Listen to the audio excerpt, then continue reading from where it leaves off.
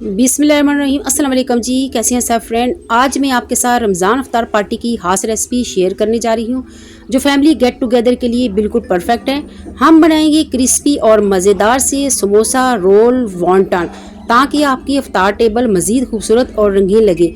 आपने video full watch करनी है, स्किप बिल्कुल नहीं करना है। स्टेप बाय स्टेप मैं आपको बताऊँगी कि मैंने रेसिपी कैसे रेडी की है, आपने भी ज़रूर ट्राई करनी है। चलिए जी इंग्रेडिएंट्स तरफ हम आपको बताते हैं आज की रेसिपी की हमने कैसे रेडी किया। इंग्रेडिएंट्स में हमने क्रीम ली है, मायोनीज ली है, मैदा, गार्लिक को हमने चॉप कर लिया, chicken powder, Chinese salt, bread crumbs, egg, basic spices है, चिकन कीमा, वेजिटेबल्स आप अपनी चॉइस से कोई सी भी वेजिटेबल ले लें,